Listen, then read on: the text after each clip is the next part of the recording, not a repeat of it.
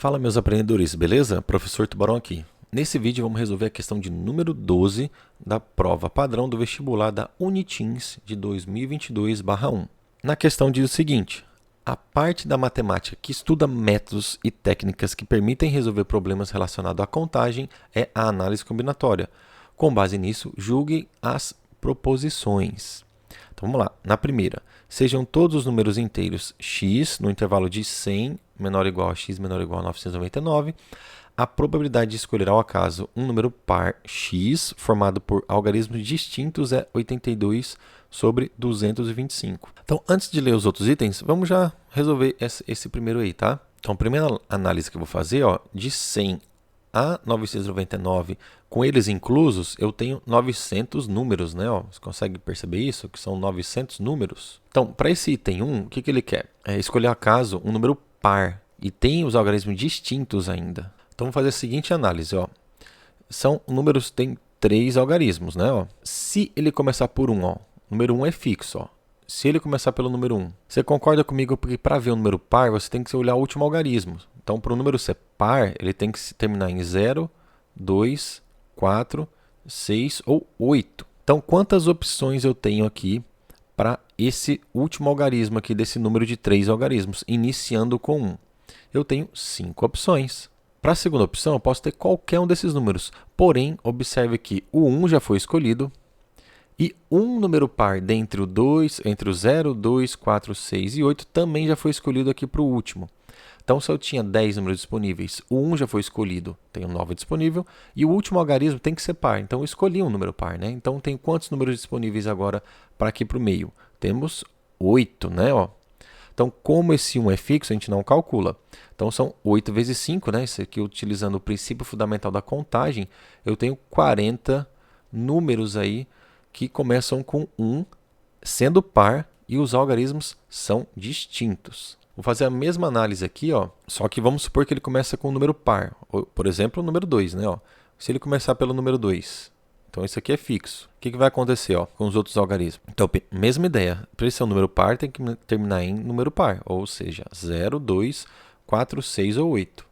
Observe que a gente já utilizou o número 2 lá no início, então eu já posso cortar das opções de número par que eu tenho aqui.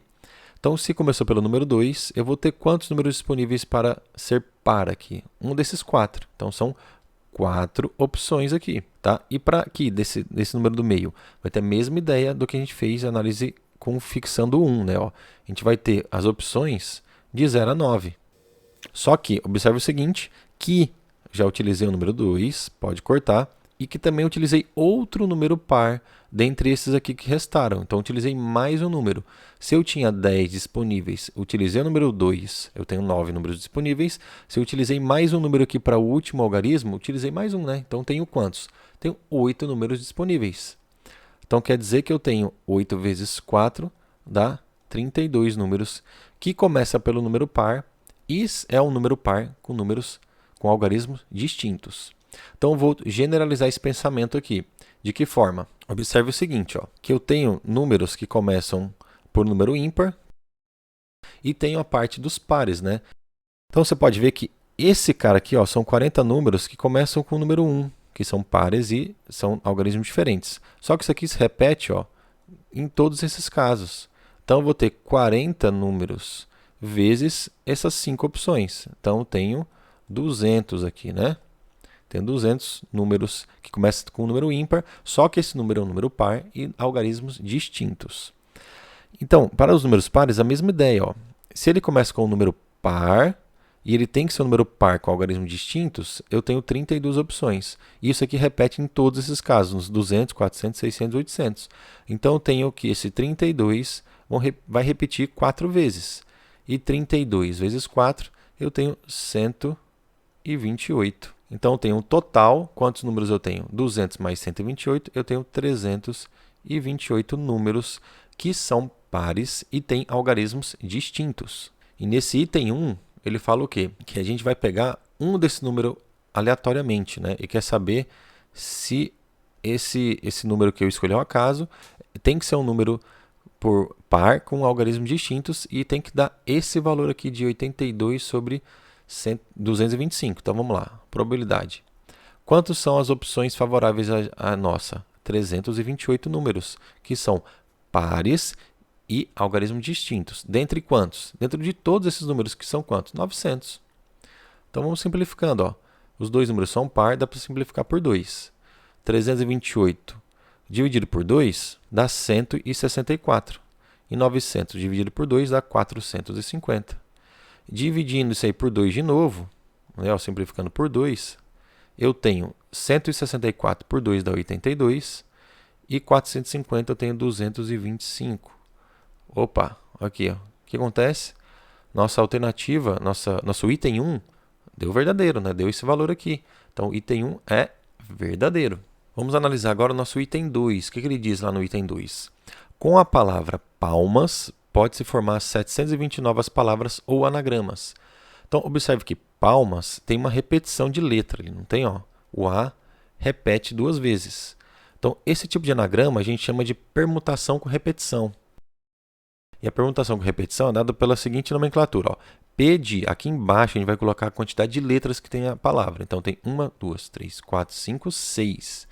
E aqui em cima a gente vai colocar quem repetiu. O A repetiu quantas vezes? 2. Então, vai ser uma permutação de 6, uma letra repetindo 2 vezes. Então, como é que fica isso? É o total fatorial dividido pelo fatorial da repetição, que são 2, né? O A repetiu 2 vezes, então é 2 fatorial. Então, o fatorial de 6 é 6 vezes 5 vezes 4 vezes 3 vezes 2, dividido por 2 fatorial, que é o próprio 2. Eu posso aqui cancelar, né? Ó, simplificar 2 com 2, e eu vou ter que 6 vezes 5 é 30, vezes 4 é 120, vezes 3 360 anagramas, então. E ele afirma para a gente que são 720.